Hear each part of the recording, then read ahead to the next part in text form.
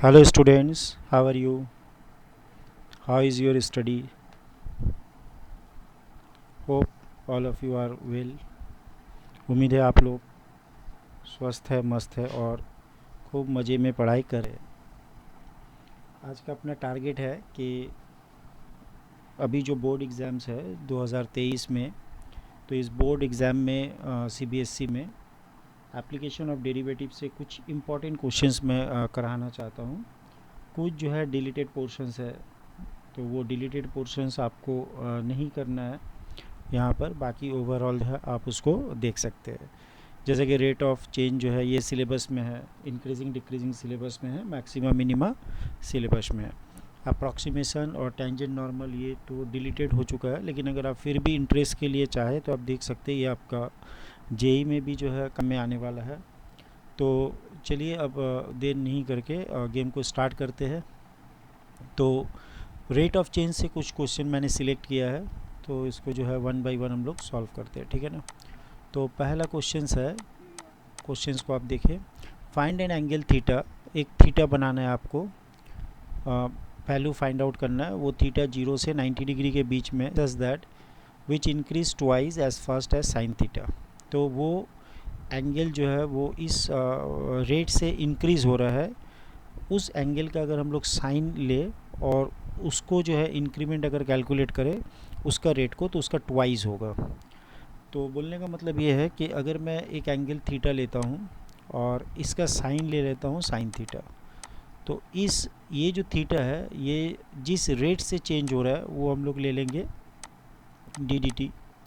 तो ये d D T of theta लिया मैंने, और ये हो जाएगा 2 times of rate of change of sine. तो rate of change of sine theta जो है जिस रेट से चेंज हो रहा है उसका ट्वाइस होगा। ट्वाइस लेने से ये थीटा का रेट ऑफ चेंज आ जाएगा। तो यहाँ से हम लोग को फिर थीटा को कैलकुलेट करना है। बहुत ज़्यादा टफ नहीं है, लेकिन बहुत ही अच्छा क्वेश्चन है। तो डी थीटा डी टी ले लेते हैं, और यहाँ पर 2 इंटू साइन थीटा का डेरिवेटिव क्या होता है, कॉस थीटा, और थीटा के डेरिवेटिव हम लोग क्या लेंगे, डी थीटा डी टी। तो यहाँ से डी थीटा डी टी को कैंसिल कर देते हैं, तो 1/2 कॉस थीटा। तो हम लोग क्या जानते हैं, थीटा का वैल्यू अगर 60 डिग्री होगा तो ये 1/2 देगा, मतलब π/3 में, ठीक है ना। और ये एंगल जो है ये बिलोंग्स करता है 0 से 90 डिग्री के बीच में। तो अगर आपका थीटा π/3 है तो देखा जाएगा इस एंगल जो है और जिस रेट से चेंज होता है वो साइन का जो रेट ऑफ चेंज है उसका डबल हो जाएगा, ठीक है ना। तो hope all of you understand this question. चलिए भाई नेक्स्ट क्वेश्चन की तरफ मूव करते हैं। ये क्वेश्चन क्या है कि if the area of a circle increases eight uniform rate, एक सर्कल है जिसका एरिया जो है वो यूनिफॉर्म रेट में जो है चेंज हो रहा है, इंक्रीज़ हो रहा है एक यूनिफॉर्म रेट में। यूनिफॉर्म का मतलब कांस्टेंट रेट में जो है वो चेंज हो रहा है। तो वो कौन सा चीज़ है, वो एरिया है, एरिया ऑफ द सर्कल। तो एक जस्ट समझाने के लिए आपको अच्छा फीलिंग आए तो एक सर्कल ड्रॉ कर लेते हैं हम लोग, और इस सर्कल का एक रेडियस भी ले लेते हैं आर, और इस सर्कल का एरिया को ए बोल देते हैं, ये उसका सेंटर है, ये ओ पी रेडियस है। तो एरिया जो है वो यूनिफॉर्म रेट से चेंज हो रहा है, मतलब अगर हम लोग कैलकुलेट करें डी ए डी टी तो आपको एक कांस्टेंट वैल्यू आ जाएगा। तो ये कांस्टेंट का मैं नाम रख देता हूँ लैम्डा, ओके ना। तो ये कांस्टेंट वैल्यू आएगा, यूनिफॉर्म रेट पे चेंज हो रहा है। तो यहाँ से मैं इसको तो इजीली कैलकुलेट कर सकता हूँ, एरिया ऑफ द सर्कल होता है πr²। तो ये एक कांस्टेंट क्वांटिटी लैम्डा देगा। अब इसको अगर हम लोग डेरिवेटिव करें तो ये होगा 2πr देन dr/dt होगा, है ना। तो इसका वैल्यू हो जाएगा लैम्डा। तो यहाँ से इजीली हम लोग rate of change of radius with respect to time calculate कर सकते हैं, जिसका वैल्यू आएगा λ/2πr। अब यहाँ पर क्या दिया है कि then prove that perimeter varies inversely as the radius. अब इसका जो सर्कल का जो है पेरीमीटर, इसको मैं कुछ मान लेता हूँ, पेरीमीटर का एक नाम दे देता हूँ। सपोज पेरीमीटर इज साई, तो साई से पेरीमीटर को लिखते हैं, और सर्कल का पेरीमीटर क्या होता है 2πr। अब इस पेरीमीटर का रेट ऑफ चेंज अगर हम लोग कैलकुलेट करें तो ये आएगा डी साई डी टी, तो जिसका वैल्यू हम लोग लिख सकते हैं 2π डी आर डी टी लिख सकते हैं, डी आर डी टी। अच्छा, अब यहाँ पर देखिए आप डी आर डी टी का वैल्यू हम लोग पहले ही यहाँ पर कैलकुलेट कर लिए, that is lambda by 2πr। तो यहाँ पर लिख देना है लैम्डा बाई 2πr। तो यहाँ से 2π और 2π कैंसिल हो जाएगा, लैम्डा एक फिक्स क्वांटिटी है तो लैम्डा बाई आर। तो यहाँ से हम लोग क्या लिख सकते हैं, डी साई डी टी, ये जो rate of change of perimeter है विद रिस्पेक्ट टू टाइम, ये प्रोपोर्शनल होगा 1/r के साथ, क्योंकि लैम्डा कांस्टेंट है तो ये इन्वर्सली प्रोपोर्शनल हो गया है ना, प्रूव्ड। तो hope all of you understand this concept. उम्मीद करते हैं सारे बच्चे को ये कॉन्सेप्ट क्लियर हो रहा है। थर्ड क्वेश्चन देखिए, for the curve 5x y equal to 5x minus 2x cube if x increases at the rate of 2 unit पर सेकेंड। x का जो रेट ऑफ इंक्रीमेंट है वो है 2 यूनिट पर सेकेंड पे, मतलब x का अगर डेरिवेटिव लिया जाए with respect to time dx dt तो ये आपको 2 मिल जाएगा। Then how fast is the slope of the curve changing when x equal to 3। अब हम लोग को ये बताना है कि स्लोप में जो चेंजेस आ रहा है तो स्लोप का रेट ऑफ चेंज क्या होगा जब आपको x गिवन है। तो सबसे पहले हम लोग y इज इक्वल टू, ये जो कर्व है ना, इस कर्व का पहले मैं स्लोप निकालता हूँ। तो इसका स्लोप निकालने के लिए आपको क्या करना होगा, डिफरेंशिएशन करना होगा with what, with respect to x करना है। तो ये आ जाएगा आपके पास dy dx। तो ये आपको क्या देगा, ये वाला पार्ट दे दिया स्लोप, ठीक है ना, क्लियर है। ये हो गया 5 और ये हो गया 3 × 6 x²। तो यहाँ तक हम लोग को स्लोप मिल गया। अब क्या चाहिए, ये स्लोप किस रेट से चेंज हो रहा है, मतलब अब इसको डिफरेंशिएट करना है with respect to time. Slope आने के बाद स्लोप जो है टाइम के रिस्पेक्ट में कितना जो है जल्दी चेंज हो रहा है वो देखना है। तो D D T of D Y D X कर देते हैं हम लोग। तो ये आपका आएगा derivative of 5 with respect to time 0 और 12 x आ गया, और x को हम लोग t के रिस्पेक्ट में डेरिवेटिव कर रहे हैं तो dx dt। अब यहाँ पर क्या है कि 12x dx dt पहले से क्वेश्चन पे दिया हुआ है 2 है, तो इसको हम लोग 2 लिख देंगे। तो ये आ गया -24x। तो slope of rate of change of slope ये नेगेटिव आ रहा है, मतलब ये डिक्रीज़ हो रहा है, ठीक है ना। तो जब x इक्वल टू 3 है तब इसका रेट क्या हो रहा है ये देख लेते हैं। तो D D T of at x equal to 3 it will be -24 × 3 -72। तो इसका जो स्लोप का जो रेट चेंज होगा वो 72 यूनिट पे चेंज होगा पर सेकंड पे, ठीक है ना। और ये नेगेटिव साइन का सिग्निफिकेंस है, जो स्लोप जो है इसका रेट जो है डिक्रीज़ कर रहा है, ठीक है ना। तो ये नेगेटिव साइन क्या सिग्निफिकेंस करेगा, डिक्रीज़ कर रहा है, डिक्रीजिंग है ना, इंक्रीज़ नहीं हो रहा, स्लोप का रेट जो है वो डिक्रीज़ हो रहा है, डिक्रीजिंग स्लोप। तो hope all of you understand this concept. तो ये 70 - 72 यूनिट पर सेकंड में चेंज हो जाएगा, है ना। इसका एक यूनिट डाल देते हैं, यूनिट पर सेकंड। चलो यार नेक्स्ट क्वेश्चन की तरफ जाते हैं। तो ये भी एक अच्छा क्वेश्चन है, इसको हम लोग सॉल्व कर लेते हैं। A man of height 2 meters works at uniform speed 5 km/h away from the lamp. एक लैम्प पोस्ट से एक इंसान दूर की तरफ जा रहा है लैम्प पोस्ट के फुट से, तो वो कितना स्पीड से दूर में जा रहा है, 5 km/h से। तो विच इज़ 6 मीटर हाई, वो जो लैम्प पोस्ट है वो 6 मीटर हाइट का है। तो find the rate at which the length of his shadow increases. तो अब देखना है कि उस इंसान का शैडो जो है वो किस रेट से इंक्रीज़ कर रहा है, ये अपने को कैलकुलेट करना है। तो अपन इसमें क्या करेंगे कि सबसे पहले हम लोग एक लाइट पोस्ट को ड्रॉ कर लेते हैं, ठीक है ना। तो मान लेते हैं ये अपना लाइट पोस्ट है ए बी, और ये हाइट कितना है आपके पास 6 मीटर। तो ये लाइट पोस्ट आ गया और इसका हाइट भी अपने को पता है, ठीक है ना।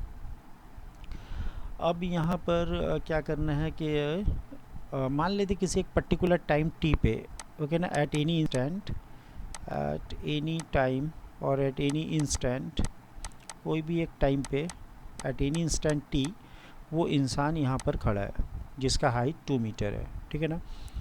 तो यहाँ पर एक काम कर सकते हैं हम लोग कि इसको अगर ज्वाइन कर देते हैं ना अपन, तो यहाँ पर एक ये जो हाइट आएगा ये इंसान का हाइट है, जो यहाँ से दूर की तरफ जा रहा है, ठीक है ना, ये इसका शैडो आ गया। तो ये हाइट अपने पास 2 मीटर गिवन है, और ए बी इसका एक नाम दे देते हैं सी, इसको दे देते हैं डी, और इसको कर देते हैं ई। तो ये जो डी सी पार्ट है ये उसका शैडो है, ये उसका शैडो है। और ये फुट ऑफ द लैम्प है जहाँ से वो ये साइड सी की तरफ मूव कर रहा है, ठीक है ना। तो जब टाइम मैंने टी लिया जहाँ पर वो डी पोजीशन में खड़ा है, तो ये जो डिस्टेंस है ना बी से डी का, इसको मैं एक वेरिएबल दे देता हूँ, एक्स बोल देता हूँ। और डी से सी इस टाइम में इसके शैडो जो है उसका भी लेंथ एक वेरिएबल ले लेते हैं वाई, ठीक है ना। चलो, अब यहाँ पर आपको ट्रायंगल दिखते होंगे। ये ट्रायंगल जो है यहाँ पर, ये एक ट्रायंगल है, ये एक ट्रायंगल है, तो और ये कॉमन एंगल है, तो दोनों ट्रायंगल जो है सिमिलर है। अब ट्रायंगल अगर सिमिलर है तो फर्स्ट ट्रायंगल का मैं असल में एक्स और वाई को कनेक्ट करना चाह रहा हूँ। तो उसके लिए क्या करना है, ट्रायंगल का सिमिलरिटी प्रॉपर्टी यूज़ करते हैं। बिगर ट्रायंगल का height divided by smaller triangle का हाइट। बिगर ट्रायंगल का जो है बेस है वो x प्लस वाई है, और स्मॉलर ट्रायंगल का बेस जो है वो y है। अब इसमें क्या रिलेशन आने वाला देख लेते हैं। 3 times of y is equal to X plus Y. अब y को लेफ्ट में लाने से 2y is equal to x आता है, तो यहाँ से अपने को y का वैल्यू मिलता है x/2। क्लियर है, y is equal to x/2। अब अपने को क्या चाहिए, क्या गिवन है, यहाँ से एक चीज़ गिवन है कि dx dt अपने को पता है, dx dt है 5 किलोमीटर पर आवर। अपने को क्या चाहिए, किस रेट से शैडो में चेंजेस हो रहा है। तो dy dt कर देते हैं 1/2 dx dt, और dx dt का वैल्यू अपने पास 5 है, 5/2 मतलब 2.5। तो यहाँ से ये पता चला जो शैडो जो चेंजेस होगा उसका रेट क्या है, 2.5 किलोमीटर पर आवर, ठीक है ना। यूनिट जो है ऐसे कुछ मेंशन है किलोमीटर पर आवर में। इसका जो है शैडो जो है इंक्रीज़ करेगा क्योंकि डेरिवेटिव आपका पॉजिटिव आ रहा है, तो length of the shadow is increasing at the rate of 5/2 kilometre per hour और 2.5 किलोमीटर पर आवर पे, ठीक है ना। पर आवर पे शैडो जो है इंक्रीज़ करेगा, ठीक है ना। तो ज़्यादा सेंटेंस लिख के टाइम वेस्ट नहीं करना, नेक्स्ट सेंटेंस में मूव करते हैं। Water is leaking from A conical funnel eight the rate of 5 centimetre cube पर सेकेंड। एक कॉनिकल फनल है आपके पास जहाँ से वाटर जो लीक कर रहा है, और किस रेट पे लीक कर रहा है, 5 सेंटीमीटर क्यूब सॉरी यार 5 सेंटीमीटर क्यूब पर सेकेंड पे लीक कर रहा है, ठीक है ना। If the radian of the base of the funnel का जो बेस है उसका रेडियस बता दिया आपको 10 सेंटीमीटर है, and it's height is 20 centimetre, और उसका जो हाइट जो है फनल का वो भी बता दिया है 20 सेंटीमीटर का, बेस भी पता है आपको। Find the rate at which the water level is dropping when it's 5 centimetre from the top. तो 5 सेंटीमीटर फ्रॉम द टॉप जब वाटर का लेवल था, तो उस टाइम में हम लोग को कैलकुलेट करना है कि वाटर का जो लेवल है वो किस जो रेट से है नीचे की तरफ उतर रहा है। तो इसमें पहले आपको थोड़ा सा डायग्राम ड्रॉ करना होगा so that we can understand what's actually happen. तो कॉनिकल फनल जो है वो कुछ इस टाइप का फनल है, आप इसको देखो, ये आपका एक कॉनिकल फनल हो रहा है, ठीक है ना, जिसका रेडियस और हाइट आपको गिवन है, ठीक है ना। तो मान लेते हैं यहाँ से वाटर जो है वो ड्रॉप वाइज आ रहा है, यहाँ पर बेस गिवन है, रेडियस आप देख सकते हैं, रेडियस जो है base of the funnel, radius of the, तो ये फनल का जो रेडियस है ये आपका 10 दिया हुआ है, और हाइट जो है ये आपको 20 बता दिया। तो ये हाइट ले लेते हैं हम लोग, ये वाला पार्ट को, ये सबका एक नाम दे देंगे। तो इसको ओ बोल दिया, इसको अपन ने ए नाम दे दिया, इसको बी कर देते हैं। तो नाउ ये वाला पार्ट जो है 20 है, ठीक है ना, ओ बी इज़ 20, क्लियर। अब जब आप 5 सेंटीमीटर अवे हो, यहाँ पर दिया हुआ ना, find the rate at which the water level is dropping when it is 5 centimetre from the top. तो टॉप से जब आप 5 सेंटीमीटर हो तो एक्चुअली 5 सेंटीमीटर टॉप से हो, मतलब बॉटम से आप 15 सेंटीमीटर ऊपर की तरफ हो, ठीक है ना। तो एक काम कर देते हैं कि एक at any instant water level हम लोग यहाँ पर कैलकुलेट कर लेते हैं। At any instant water level is here, ठीक है ना। 20 को थोड़ा सा ऊपर लिखते हैं ताकि कन्फ्यूज़न ना हो जाए। तो at any instant T I am taking the water level will be here. Clear है, ये आपका 20 मीटर टोटल हाइट है। तो एक काम करते हैं, ये रेडियस जो है, ये तो बड़ा सर्कल का रेडियस गिवन है, छोटा सर्कल का कुछ रेडियस ले लेते हैं आर, और छोटा सर्कल का जो है ट्रायंगल का, यहाँ पर देखिए एक ट्रायंगल फॉर्म हो रहा है, ठीक है ना। तो ये बेस रेडियस आर ले लेते हैं और ये हाइट को एच बोल दिया। अब इसका रीज़न क्या है कि आपके पास एक बड़ा ट्रायंगल भी है ओ ए बी, और छोटा ट्रायंगल ले लेते हैं ओ ए डैश बी डैश। तो ये दोनों ही कंग्रुएंट है क्योंकि बी पे एंगल 90 डिग्री है, बी डैश पे भी 90 डिग्री है, और ये कॉमन एंगल है। तो यहाँ से एक चीज़ करना है अपने को कि बड़े वाला ट्रायंगल का रेडियस लेते हैं 10 और छोटे वाले ट्रायंगल का रेडियस आर। बड़े वाले ट्रायंगल का हाइट है 20 और छोटे वाले ट्रायंगल का हाइट है एच। तो इससे मैं कनेक्ट करना चाह रहा हूँ कि एच और आर में क्या रिलेशन है। तो एच अपने को आ रहा है 2 times of r, h is equal to 2 times of r, और we can write as r is equal to h/2। r को h/2 भी लिख सकते हैं। यहाँ पर ये क्राइटेरिया को यूज़ करना है कि जो यहाँ से वाटर लीक हो रहा है ना, उसका कौन सा रेट पे लीक हो रहा है, 5 सेंटीमीटर क्यूब पर सेकेंड में। तो वॉल्यूम ऑफ द वाटर यहाँ पर क्या हो जाएगा, 1/3 pi r square h, 1/3 pi r square h. अब यहाँ पर दो वेरिएबल है, तो इसको हम लोग क्या करेंगे, यहाँ पर जैसे जैसे टाइम जाएगा तो हाइट भी चेंज होगा, रेडियस भी चेंज होगा, तो बोथ आर वेरिएबल। तो एक कन्वर्ट कर देते हैं वन वेरिएबल एच पे। तो 1/3 पाई, और यहाँ पर हो जाएगा एच का क्यूब बाई 2, ठीक है ना। तो ये आएगा 1/6 पाई एच का क्यूब। ये हो गया अपने पास वॉल्यूम। तो नाउ इसका डेरिवेटिव करते हैं, डी वी डी एच। तो ये आएगा 1/6 3 टाइम्स ऑफ पाई एच का स्क्वायर। तो आफ्टर कैंसिलेशन 3/2, तो ये हो गया 1/2 पाई एच स्क्वायर, 1/2 पाई एच स्क्वायर आ रहा है, ठीक है ना। अगर कैलकुलेशन देख लेते हैं यहाँ पर, अच्छा यहाँ पर थोड़ा सा एक कैलकुलेशन मिस्टेक हो रहा है क्योंकि 2 का स्क्वायर यहाँ पर 4 आने वाला है। 2 का स्क्वायर जो है ये 4 आ जाएगा, तो ये हो जाएगा अपने पास 2 का स्क्वायर 4 आ गया ना, तो यहाँ पर हो गया ये 12। तो इसको थोड़ा सा कैलकुलेशन देख लेते हैं। तो ये अपने पास है 1/12।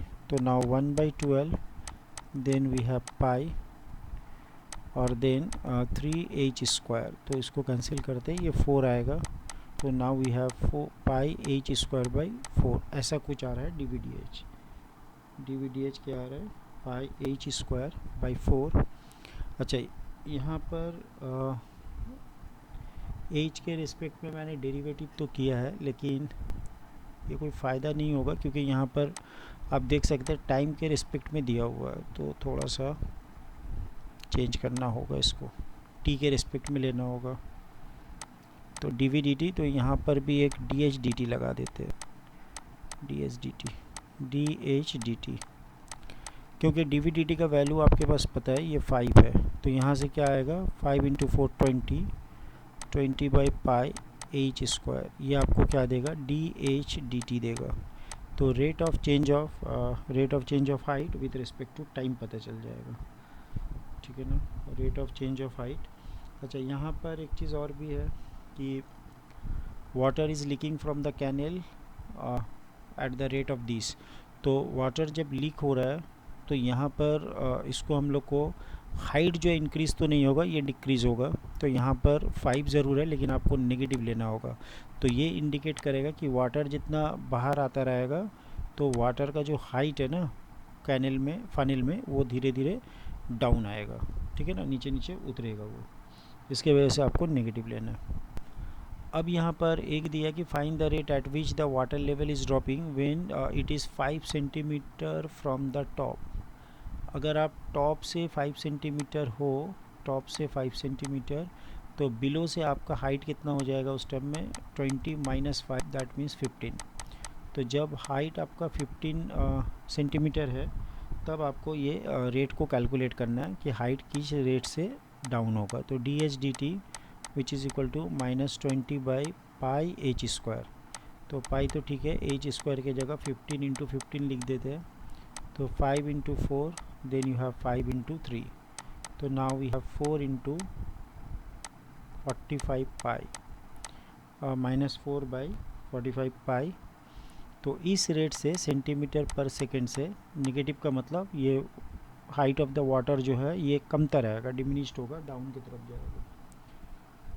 ठीक है, तो hope all of you understand this concept. उम्मीद करते हैं ये कंसेप्ट आपको समझ में आया है। चलिए नेक्स्ट टॉपिक की तरफ मूव करते हैं। ये टॉपिक है इंक्रीजिंग और डिक्रीजिंग के ऊपर। तो यहाँ पर आप देख सकते हैं फाइंड द इंटरवल। इंटरवल आपको बताना है in which the function is increasing and decreasing. तो ये फंक्शन इंक्रीज़ और डिक्रीज़ करना चाहिए कौन सा इंटरवल में, 0 से π/2 के अंदर इंटरवल दिया हुआ है। तो इसको थोड़ा सा हम लोग इंक्रीजिंग डिक्रीजिंग के लिए हम लोग को क्या करना होगा, फर्स्ट ऑर्डर पहले डेरिवेटिव को कैलकुलेट करना है। sin 3x गिवन है, तो x का वैल्यू कहाँ से कहाँ तक है, तो x का वैल्यू आपके पास है π/2 से लेके 0 से लेके π/2। तो 3x का वैल्यू हो जाएगा 0 से लेके 3π/2 तक, ठीक है ना। अच्छा, यहाँ पर जब आप इसका डेरिवेटिव करोगे तो ये होगा f' which is equal to sine का डेरिवेटिव करो आप, तो ये होगा cos 3x एंड इंटू 3। तो सामने में एक 3 आ जाएगा, 3 cos 3x। अब फर्स्ट ऑर्डर डेरिवेटिव को ज़ीरो करके हम लोग क्रिटिकल पॉइंट्स को निकाल लेंगे कहाँ कहाँ ये फंक्शन जो है ज़ीरो हो रहा है। तो ये ज़ीरो होगा आपका cos of 3x equal to zero पे। इसका मतलब 3x एंगल जो है 0 से 3π/2 के अंदर दो एंगल ऐसा है जहाँ पर ये ज़ीरो होने वाला है, एक जब 90 डिग्री होगा और एक जब 3π/2 होगा। तो इस दो एंगल में 3x ज़ीरो हो जाएगा। इसका मतलब x इज इक्वल टू एक आ जाएगा π/6 और 3 कैंसिल होके π/2। तो ये दो पॉइंट ऐसे है जहाँ पर आपका cos का वैल्यू ज़ीरो आने वाला है। तो यहाँ पर अगर मैं साइन स्कीम लूँ, sign scheme of the derivative f' का साइन स्कीम लेते हैं, तो यहाँ पर कैसे आ रहा है आप देख सकते हैं। तो साइन स्कीम ऑफ f', तो यहाँ पर π/6 एक पॉइंट है जहाँ पर इसका डेरिवेटिव का वैल्यू ज़ीरो है, और यहाँ पर π/2 है, यहाँ पर भी डेरिवेटिव का वैल्यू आप देख सकते हैं ज़ीरो है। इंटरवल आपका चालू हो रहा है ज़ीरो पे और एंड हो जाएगा π/2 पे, यहीं पर एंड हो जाएगा इंटरवल, ठीक है ना। तो अब करना क्या हम लोग को, इतना ही तो है यहाँ पर, इसको थोड़ा सा ये देख लिया आप, ये ऐसे, चलो तो ये आ गया आपके पास, ठीक है ना। तो नाउ दिस पॉइंट π/6 ये क्या कर रहा है, 0 से π/2 को इस इंटरवल को दो पार्ट में डिवाइड कर दे रहा है। अब 0 से π/6 में कोई भी आप पॉइंट ले लो, लेके अगर आप f' में बैठाते हो 0 से π/6 के अंदर कोई भी पॉइंट लेके, तो what we see that f' is greater than 0 if x अगर बिलोंग कर रहा है आपके पास 0 से π/6, इसमें अगर बिलोंग कर रहा है तो फर्स्ट ऑर्डर डेरिवेटिव यहाँ पर पॉजिटिव हो रहा है, ठीक है ना। और बाकी के इंटरवल में आप देख सकते हैं f' अगर कोई भी पॉइंट आप यहाँ से ले तो ये लेसर देन 0 होगा इफ़ x बिलोंग्स टू π/6 से लेके π/2।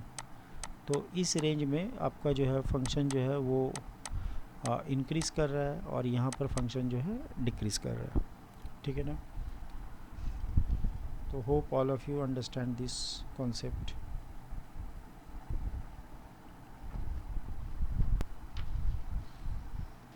उम्मीद करते हैं यहाँ तक आप लोग को क्लियर होगा। फाइनल आंसर में ये एंड पॉइंट को भी आप इंक्लूड कर सकते हैं, इसमें कोई एरर नहीं है। आप ऐसा लिख सकते हैं कि f इज़ इंक्रीजिंग इन 0 से π/6 और f is decreasing in close interval π/6 से लेके π/2 तक आप लगा सकते हैं, कोई भी प्रॉब्लम नहीं है, ठीक है। चलो नेक्स्ट क्वेश्चन की तरफ बढ़ते हैं।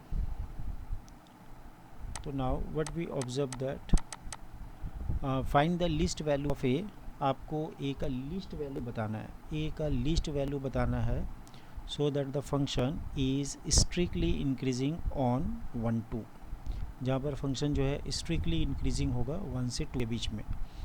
तो यहाँ पर एक चीज़ गिवन है कि x का वैल्यू जो है 2 से छोटा है 1 से बड़ा है, और आपके पास फंक्शन क्या है, एफ एक्स है, एक्स स्क्वायर प्लस ए एक्स प्लस 1। आपको a का वो वैल्यू बताना है, a का वो मिनिमम वैल्यू बताना है, सो दैट ये फंक्शन जो है इंक्रीजिंग हो, मतलब इसका फर्स्ट ऑर्डर डेरिवेटिव पॉजिटिव हो जाए। तो सबसे पहले फर्स्ट ऑर्डर डेरिवेटिव निकाल लेते हैं, तो ये हो जाएगा 2x प्लस ए। अब यहाँ पर आप देख सकते हैं कि x का value lesser than 2 greater than 1 है, और इसको मैं अगर 2x लिखूँ तो ये लेसर देन 4 ग्रेटर देन 2 होगा। अगर इस तरफ एक a को ऐड कर दूँ तो ये कुछ ऐसा आएगा, ये कुछ ऐसा आ जाएगा 2x plus a and then lesser than 4 plus a, ठीक है ना। अब इसका वैल्यू क्या दिया हुआ आपको, एफ डैश एक्स, तो f dash x lesser than 4 plus a होता है और ग्रेटर देन होता है 2 प्लस ए, क्लियर है ना। तो नाउ दिस वैल्यू, अब ये फंक्शन इंक्रीजिंग होगा, तो क्राइटेरिया क्या है कि ये जो लोअर बाउंड है ये नॉन जीरो होना चाहिए, नॉन नेगेटिव नंबर होना चाहिए। इसका मतलब 2 प्लस ए ये ग्रेटर देन इक्वल टू 0 होना चाहिए, तो ये ग्रेटर इक्वल टू -2 होना चाहिए। तो यहाँ से ए का मिनिमम वैल्यू हम लोग पता कर सकते हैं जो -2 है।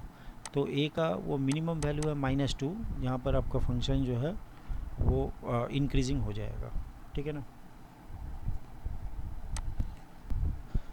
नाउ नेक्स्ट क्वेश्चन की तरफ बढ़ते हैं।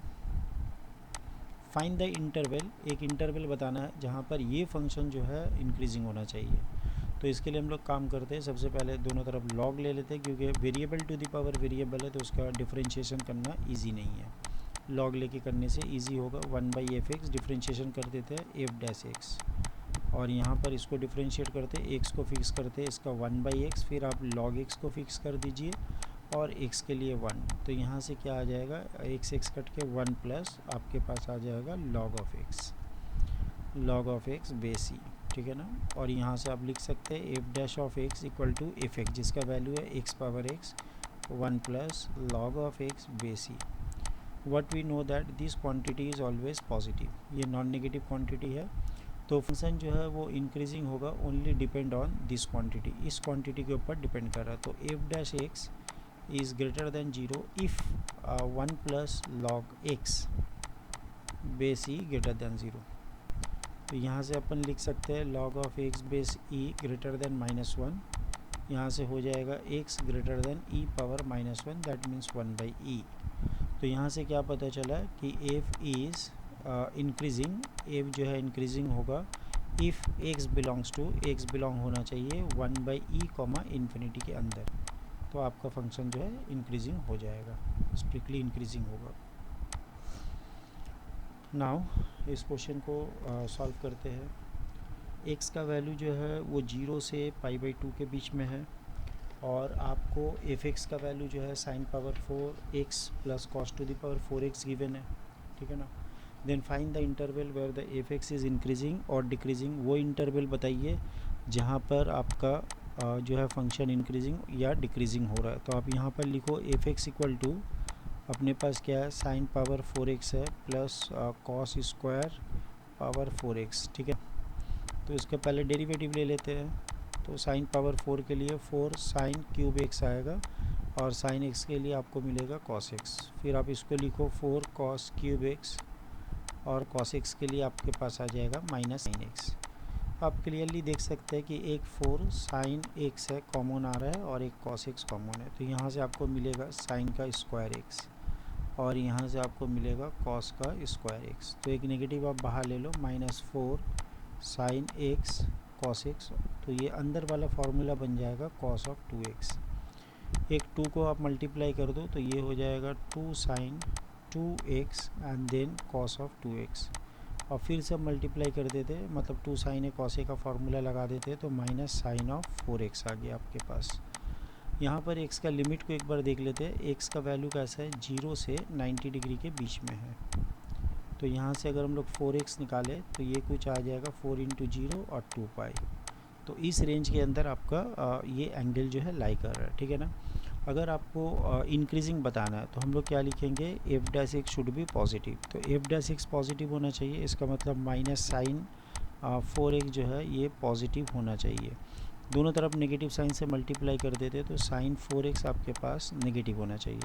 अब साइन 4x नेगेटिव, साइन ये angle negative, sine 4x negative कब होगा, जब आपका एंगल सेकेंड या फोर्थ क्वाड्रेंट में होगा। दैट मीन्स 4x अगर ऐसे क्वाड्रेंट में बिलोंग करता है 2 पाई से लेके पाई के अंदर, तो फिर आपके पास ऐसे केस बनते हैं। तो यहाँ 4 से डिवाइड कर देते हैं अपने, तो ये आ जाता है पाई by 4 lesser than x lesser then 2 pi by 4, that means pi by 2 बन रहा है आपके पास, ठीक है ना। तो ये जो रेंज है पाई बाई 4 से लेके पाई बाई 2 तक, पाई बाई 4 से पाई बाई 2 तक, तो इस रेंज में आपका फंक्शन जो है इंक्रीजिंग होगा। तो हम लोग ऐसे लिख सकते हैं, F is increasing in pi by 4 से लेके पाई बाई 2 तक आप ले लो। सिमिलरली आप जब लेस देन करेंगे तो आपको डिक्रीजिंग मिलेगा।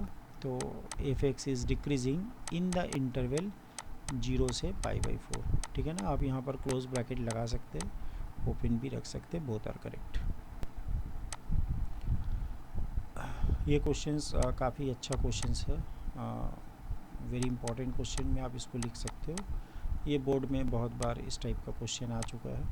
यहाँ पर एक फंक्शन दिया आपको और पूछ रहा है कि ये फंक्शन कहाँ पर स्ट्रिक्टली और कहाँ पर स्ट्रिक्टली इंक्रीजिंग और डिक्रीजिंग होगा। इंटरवल आपको बता दिया है, ये 0 से 2 पाई के बीच में, 0 से 2 पाई तक है आपका इंटरवल, 0 से 2 पाई, ठीक है ना। तो यहाँ पर एक काम करते हैं, सबसे पहले फंक्शंस को ले लेते हैं एफ एक्स, और ये है अपने पास sine x minus plus cos x. तो इसको मैं दो मेथड में आपको दिखाता हूँ, जो आपको इजी लगे आप उसमें सॉल्व कर सकते हैं। तो पहला मेथड है कि आप यहाँ पर इसको डेरिवेटिव ले लो, तो ये हो जाएगा f dash x which is equal to sine x का डेरिवेटिव कॉस एक्स आएगा, और माइनस कॉस एक्स का डेरिवेटिव माइनस साइन एक्स। तो यहाँ पर एक काम करते हैं, √2 से मल्टीप्लाई करते हैं, तो अपने पास क्या आ जाएगा, कॉस ऑफ 1/√2 साइन एक्स, और 1/√2 मतलब साइन पाई बाई 4, तो cos of x plus pi by 4 ऐसा कुछ आने वाला है, ठीक है ना। अब आप एंगल को देख लो, एंगल जो है वो आपके पास है लेसर देन 2 पाई से लेके ग्रेटर इक्वल टू 0 तक एक्स का वैल्यू। और तो एक्स प्लस पाई बाई 4 कहाँ से कहाँ तक होगा इसको देख लेते हैं। तो ये होगा 2 पाई प्लस पाई बाई 4, और यहाँ पर 0 से प्लस पाई बाई 4। तो ये आपका एंगल का रेंज है। इसको थोड़ा सा डायग्राम में समझते हैं अच्छा फीलिंग्स के लिए। तो ये आपका जो है एंगल, ये पाई बाई 4 हो गया। इससे बड़ा एंगल अपने को चाहिए, तो यहाँ से स्टार्ट हो रहा है और ये कहाँ तक जाएगा, यहाँ तक आ जाएगा, ठीक है ना। एक फुल रोटेशंस लेगा, उसके बाद पाई बाई 4 तक मूव करना है। अब यहाँ पर अगर अपने को इंक्रीजिंग डिक्रीजिंग चाहिए, तो what we have to do, f dash x greater than 0 करते हैं। तो इसका मतलब कॉस ऑफ ये एंगल जो है एक्स प्लस पाई बाई 4 ये समेत ग्रेटर देन 0 होना चाहिए। तो कॉस पॉजिटिव कहाँ पर होता है, तो हम लोग को पता है कॉस पॉजिटिव होता है फर्स्ट क्वाड्रेंट में और फोर्थ क्वाड्रेंट में, ठीक है ना। तो यहाँ पर इस रीजन में कॉस पॉजिटिव होगा अप टू दिस पार्ट, इसको मैं येलो कलर से लिख रहा हूँ। तो ये पार्ट के अंदर आपका कॉस जो है पॉजिटिव रहेगा, ठीक है ना। यहाँ तक क्लियर हो रहा है, पाई बाई 4 से ज़्यादा। और अगर यहाँ पर भी आप ले लिए तो यहाँ पर भी कॉस पॉजिटिव होगा। तो ये इसका मतलब हुआ कि x प्लस पाई बाई 4 ये जो एंगल है ये बिलोंग होना चाहिए कौन सा इंटरवल में, ये बिलोंग होना चाहिए पाई बाई 4 से लेके पाई बाई 2। ये यूनियन यहाँ पर फोर्थ क्वाड्रेंट के लिए आपको लिखना होगा 3 पाई बाई 2 से लेके, और ये बिलोंग करेगा 2 पाई प्लस पाई बाई 4 तक, ठीक है ना। तो यहाँ पर अब सिंप्लीफाई कर लेते हैं, तो x बिलोंग्स टू, यहाँ से पाई बाई 4 माइनस कर देते हैं 0, और ये pi by 2 minus pi by 4, ये आ जाएगा आपके पास pi by 4 union 3 pi by 2 minus pi by 4, 3 pi by 2 minus pi by 4, तो ये आ जाएगा आपके पास 6 पाई माइनस पाई। तो ये दे रहा आपको 5 पाई बाई 4 देगा, 5 पाई बाई 4 से 2 पाई। तो ये इंटरवल ऐसा है जहाँ पर आपका फंक्शन जो है वो ये स्ट्रिक्टली इंक्रीजिंग हो जाएगा, ठीक है ना। तो स्ट्रिक्टली इंक्रीजिंग कौन सा इंटरवल में हो रहा है इसको ध्यान रखें, 0 से पाई बाई 4 और 5 पाई बाई 4 से 2 पाई। ठीक है ना। तो इसका मतलब ये फंक्शन जो है एफ एक्स ये स्ट्रिक्टली डिक्रीजिंग कहाँ हो जाएगा, एफ डैश एक्स ये लेसर देन ज़ीरो होगा जब आपका angle x plus pi by 4 ये एंगल लाई करेगा, मतलब कॉस का ये जो एंगल है ये एंगल लाई करना चाहिए सेकंड एंड थर्ड क्वाड्रेंट में। तो दिस विल बिलोंग्स टू, तो आप यहाँ पर देखिए यहाँ से लेके यहाँ तक, तो आप डायरेक्टली लिख सकते हैं ये अगर पाई बाई 2 से 3 पाई बाई 2 के बीच में हुआ तो this will imply pi by 4 subtract कर देते हैं तो x belongs to open bracket आप रखिए, तो pi by 2 minus pi by 4 तो ये पाई बाई 4 आ रहा है कॉमा और इसका सब्ट्रैक्शन 5 पाई बाई 4 है, ठीक है ना। तो इस रेंज में आपका फंक्शन जो है डिक्रीजिंग है, इस रेंज में इंक्रीजिंग है, आप क्लोज ब्रैकेट भी रख सकते हैं। तो इसका एक ऑल्टरनेट वे भी आपको करके दिखाते हैं, तो आप ऑल्टरनेट वे में देख लीजिए, इसको कोई अलग कलर से करते हैं, ठीक है ना। इसको कौन सा पेन से लिखे, येलो से लिखते हैं। तो ऑल्टरनेट वे, आपके पास जब फर्स्ट ऑर्डर डेरिवेटिव आया था ना एफ डैश एक्स, तो वो कुछ आया था कॉस माइनस साइन एक्स, आप देख सकते हैं cos x minus sine x. तो ये जब आया आपके पास और इसको अगर हम लोग इक्वल टू ज़ीरो कर दे, एफ डैश एक्स को ज़ीरो कर दे, तो ये आपको देगा, इम्प्लाई करेगा कि tan x का वैल्यू 1 है। अब tan x का वैल्यू 1 कहाँ कहाँ तक होगा, आप देख सकते हैं 0 से 2 पाई के में 2 बार होता है tan x 1, तो एक तो होगा जब वो पाई बाई 4 होगा और एक हो जाएगा आपका पाई प्लस पाई बाई 4 में, मतलब पाई बाई 4 में होगा। अगर हम लोग नंबर लाइन में ये दोनों पॉइंट को प्लॉट करें तो हम लोग को क्या पता चलेगा, देख सकते हैं आप, इसको नंबर लाइन में प्लॉट करते हैं तो एक पॉइंट तो है अपने पास, यहाँ पर 0 स्टार्ट हो रहा है और ये ख़त्म हो रहा है 2 पाई में। इसके बीच में 2 पॉइंट ऐसे है, एक है पाई बाई 4 और एक पॉइंट है आपके पास 5 पाई बाई 4, ठीक है ना। तो ये 2 पॉइंट आ रहे हैं, तो पाई बाई 4 में आपका जो है वो डेरिवेटिव का वैल्यू 0 है और यहाँ पर भी डेरिवेटिव का वैल्यू 0 है। लेकिन अगर हम लोग 0 लगाते हैं तो यहाँ पर cos 0 1 sin 0 0, तो यहाँ पर 1 आ रहा है वैल्यू और 2 पाई में भी 1 आ रहा है, ठीक है ना। अच्छा 0 से पाई बाई 4 के बीच में आपको पता है cos हमेशा sin से बड़ा होता है, तो यहाँ पर जो है ये रीजन में पॉजिटिव आ जाएगा, ये रीजन में नेगेटिव आ जाएगा और ये रीजन में पॉजिटिव आ जाएगा। तो ये हम लोग किसका साइन निकाल रहे हैं, एफ डैश एक्स का। तो यहाँ पर फंक्शन जो है इंक्रीजिंग है, इस रीजन में फंक्शन इंक्रीजिंग है और इस रीजन में फंक्शन डिक्रीजिंग है। तो आप यहाँ से देख देख के इंटरवल लिख सकते हैं, ठीक है ना। तो hope all of you understand this concept. चले आते हैं टेंजेंट एंड नॉर्मल्स में। तो अगर भी ये डिलीटेड सिलेबस के अंदर आता है, लेकिन फिर भी एक एडवांटेज है कि आपको जेई में ये हेल्प करेगा इस टाइप के क्वेश्चंस।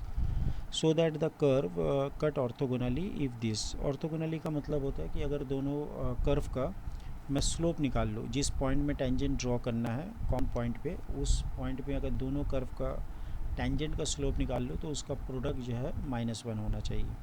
तो सबसे पहले ये कर्व कहाँ इंटरसेक्ट कर ले, मान लेते एक कर्व ऐसा आपके पास, अनदर कर्व ऐसा है, ठीक है ना। तो ये कहाँ इंटरसेक्ट कर रहा है ये हमको पहले कैलकुलेट करना है। तो ये देख लेते एक बार। तो x का वैल्यू वाई स्क्वायर है, यहाँ पर पुट कर देते हैं, ठीक है ना। तो यहाँ पर x के जगह आप वाई स्क्वायर पुट कर दीजिए, तो Y cube is equal to k, तो this will imply y equal to k to the power 1/3। तो यहाँ से आप x निकाल लीजिए, x इजिकल टू के का पावर 2/3। तो आपके पास एक कोऑर्डिनेट आएगा k का पावर 2/3 कॉमा वाई का वैल्यू है k का पावर 1/3। अब पहला कर्व लेते हैं x equal to y square, यहाँ से मैं निकालता हूँ फर्स्ट ऑर्डर डेरिवेटिव। तो यहाँ से dx/dx कर देते हैं, तो ये हो जाएगा 2y dy/dx। स्लोप निकालने के लिए y को x के रिस्पेक्ट में करना पड़ता है डेरिवेटिव, तो dy/dx आई हैव 1/2y। और dy/dx अगर इस पॉइंट में कैलकुलेट कर ले, जिस पॉइंट में हम लोग को दरकार है k to the power 2/3 k to the power 1/3, तो ये आपको देगा 1/2 times of k to the power 1/3। Next curve लेते हैं xy इक्वल टू k, और यहाँ पर हम लिखते हैं फर्स्ट फंक्शन को फिक्स करते हैं, डेरिवेटिव ऑफ सेकेंड ले लेते हैं, प्लस सेकेंड फंक्शन को फिक्स कर देते हैं और डेरिवेटिव ऑफ फर्स्ट ले लेते हैं 1, और ये हो जाता है 0। तो यहाँ से एक चीज़ पता चल जाएगा कि dy dx का जो वैल्यू है ना वो माइनस वाई बाई एक्स है। अगर जिस पॉइंट पे अपने को चाहिए dy dx at the point k to the power 2/3 और k टू दी पावर 1/3, तो यहाँ पर माइनस y का वैल्यू k का पावर 1/3 है और x का वैल्यू है k का पावर 2/3। अब अगर ये ऑर्थोगोनली पे कट करता है तो product of the slope should भी -1 हो जाएगा। तो फर्स्ट कर्व का स्लोप है 1/2 k, इसका पावर 1/3 है। सेकेंड कर्व जो है इसका स्लोप है k का पावर 1/3 देन k का power 2/3 which is equal to -1। तो ये माइनस कट गया, ये यहाँ से कट गया, ठीक है ना। अब यहाँ पर क्या करना है, आपके पास है 2k और इसका पावर 2/3, ये 1 है।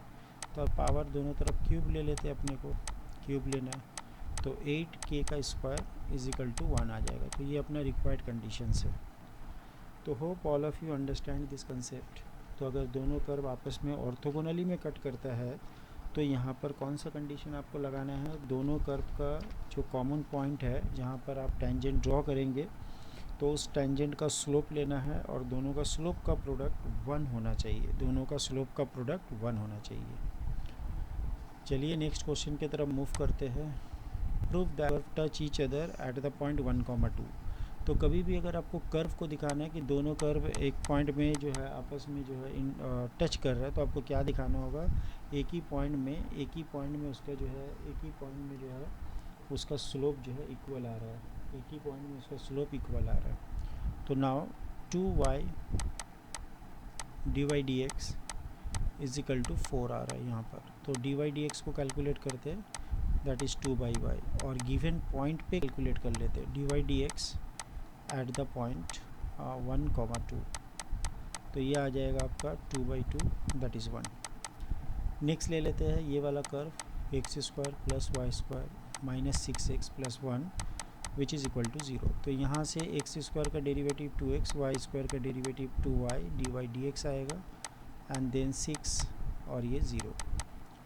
तो यहाँ पर क्या आ जाएगा, देखिए x plus y dy dx और 6 को 2 से डिवाइड कर देने से 3 आ जाएगा। तो now we can calculate y dy dx which is equal to 3 minus x। अपने को क्या चाहिए, डेरिवेटिव चाहिए इस कर्व का एट द पॉइंट 1,2 पे चाहिए।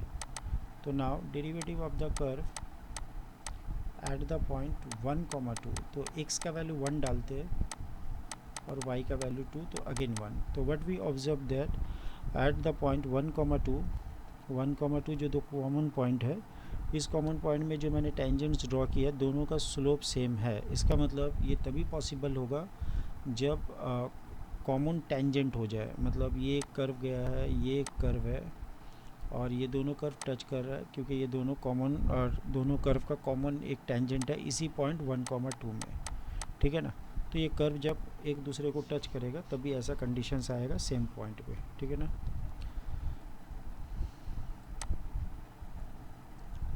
ये क्वेश्चन बढ़िया है। Find all the points on the curve. इस कर्व के ऊपर वो सारा पॉइंट बताइए eight which the tangent passes through the origin. जब टेंजेंट उस पॉइंट में ड्रॉ किया जाए तो वो सारे टेंजेंट जो है वो जो है ओरिजिन से पास करते हैं। तो ये कर्व के ऊपर वो कौन कौन सा पॉइंट है जहाँ पर टेंजेंट ड्रॉ करने से tangent will pass through the origin. तो सबसे पहले काम करते हैं, मान लेते हैं कि इस कर्व के ऊपर में एक आर्बिट्ररी पॉइंट हम लोग ले लेते हैं कि अल्फ़ा कॉमा बीटा।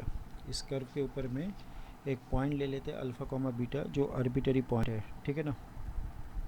तो चलिए स्टार्ट करते हैं गेम को। Now take the points alpha comma beta is any point on the curve. अब इस कर्व का जो हम स्लोप निकालते हैं और स्लोप को इसी पॉइंट में कैलकुलेट करना है। 12x² 5 × 2 x का पावर 4। अब मैं निकालता हूँ dy dx at the point alpha comma beta में। तो ये क्या आ जाएगा, 12 × x² मतलब अल्फ़ा स्क्वायर, 10 × x पावर 4 मतलब अल्फ़ा का पावर 4। यहाँ पर आपके पास क्या है, y is equal to 4x³ है माइनस 2x पावर 5 है, मतलब beta is equal to 4 alpha cube है minus 2 alpha to the power 5 है। Now I am going to calculate the tangent. Tangent निकालना चाहते हैं तो ये क्या होगा, y minus beta, then this derivative 12 alpha square minus 10 alpha power 4 into x minus alpha. अब आपको पता है ये कर्व जो है ओरिजिन से पास करने वाला है, तो ओरिजिन से पास करवाते हैं 0 minus beta which is equal to 12 alpha square minus 10 alpha power 4 and then minus alpha. अब यहाँ से माइनस और माइनस कैंसिल करते हैं और बीटा का value we already find out. Beta का वैल्यू यहाँ पर बैठा दो, 4 alpha cube minus 2 alpha power 5 which is equal to alpha into, और यहाँ से भी आप चाहो तो अल्फ़ा को बाहर निकाल सकते हो, यहाँ से अल्फ़ा को बाहर निकाल लो तो एक अल्फ़ा स्क्वायर बाहर आएगा, 12 minus 10 then you have alpha square.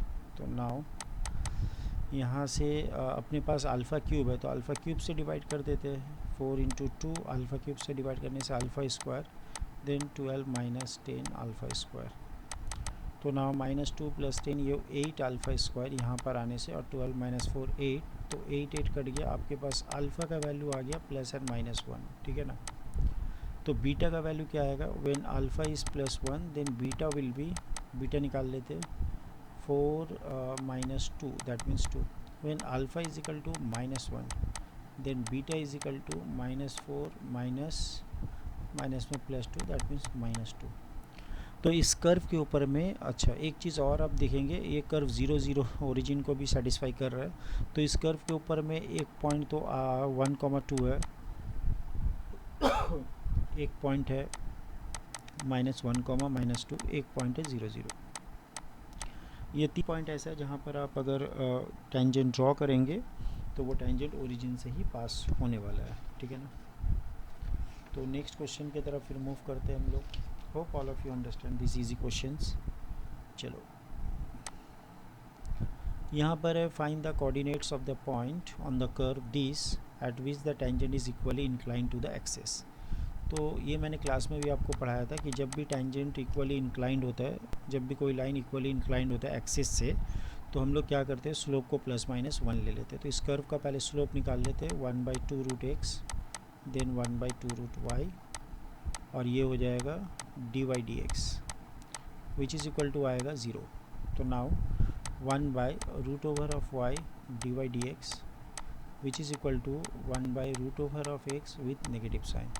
तो this will give you dy/dx डालिए, ये हो जाएगा -√y/√x। तो ये जो स्लोप है ये +-1 होगा। तो यहाँ से काम करते हैं, इसको स्क्वायरिंग कर लेते हैं, y/x = 1, तो what we have y = x। अब y = x आने से क्या कर सकते हैं हम लोग, इस कर्व में बैठा देते हैं, √x + √x which is equal to 4। तो 2 टाइम्स ऑफ √x = 4, इसको कैंसिल करते हैं तो यू हैव 2x = 4। तो जब x 4 होगा तो y भी 4 होगा, that means 4,4 is the required point where when we draw the tangent then the tangents are equally inclined to the axis. Hope all of you understand this concept. Now coming to the next question, find the equation of the tangent to this curve। ये curve के ऊपर में एक tangent draw करना है और वो tangent कैसा होगा, पैरेलल टू दिस लाइन। ये लाइन क्या शायद पैरेलल होना चाहिए, तो इसका मतलब टेंजेंट का जो स्लोप आएगा dy/dx वो हम लोग को पहले से ही पता है, वो हो जाएगा -1/2, ये गिवन है। तो अब इस कर्व से हम लोग dy/dx निकाल लेते हैं, तो dy/dx which is equal to cos का डेरिवेटिव क्या होता है, माइनस साइन होता है x + y, चेन रूल लगाते हैं, x का डेरिवेटिव 1 और y का आपके पास है dy/dx। तो यहाँ से सिंपली dy/dx को कैलकुलेट कर लेते हैं, तो minus sine of x + y then again minus sine of x + y and then you have dy/dx। तो now dy/dx 1 + sin x + y which is equal to minus of sine x + y। तो यहाँ से आप निकाल सकते हो dy/dx which is equal to minus sine of x + y divided by 1 + sin x + y, ठीक है ना। और इसका वैल्यू अपने को दिया हुआ है -हाफ, तो 1/, तो ये होगा आपके पास minus sine x + y divided by 1 + sin x + y, ठीक है ना। अब यहाँ से माइनस और माइनस कैंसिल, तो what we have 2 sine x plus y which is equal to 1 plus sine x plus y. तो नाउ यहाँ से आप कैंसिल कर दो तो एक बचेगा आपके पास sine of x plus y which is equal to 1, ठीक है ना, विच इज़ इक्वल टू 1।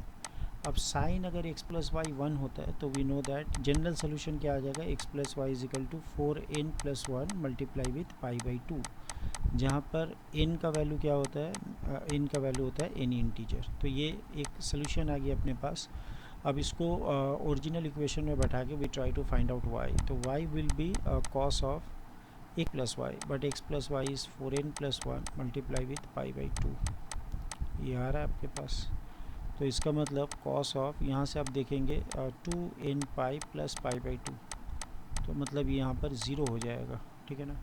तो अगर y ज़ीरो है तो फिर इसमें डाल देते हैं, तो y ज़ीरो का मतलब x इज इक्वल टू आपके पास है 4n plus 1 into pi by 2। तो यहाँ से हम लोग लिख सकते हैं 2n pi plus pi by 2।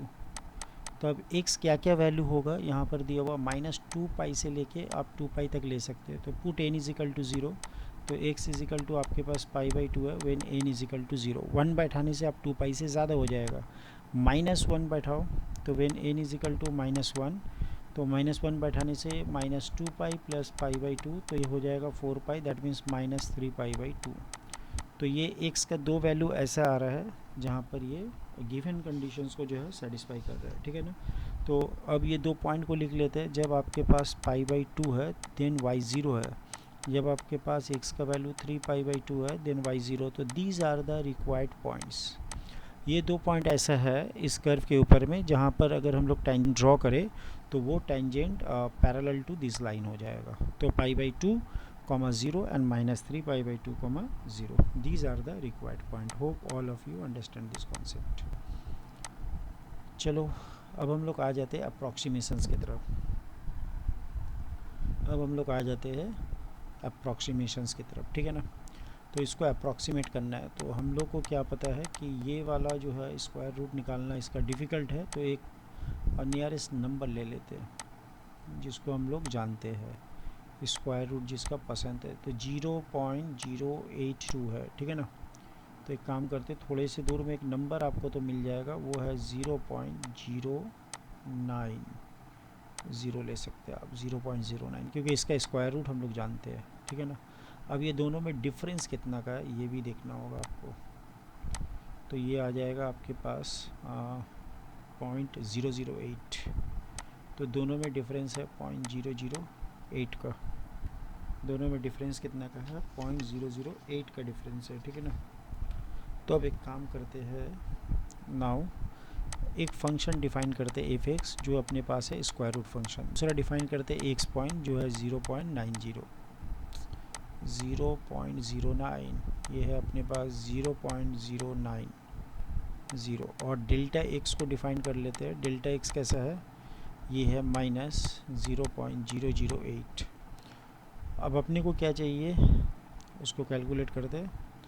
तो now F of x plus delta x, तो जैसे एक्स प्लस डेल्टा एक्स करेंगे तो एक्स का वैल्यू आपने लिया 0.090, ये है आपके पास एक्स का वैल्यू, और इसके साथ जैसे अब ऐड कर देंगे डेल्टा 0.008 नेगेटिव, तो ये आपको देगा 0.082 देगा, ठीक है ना।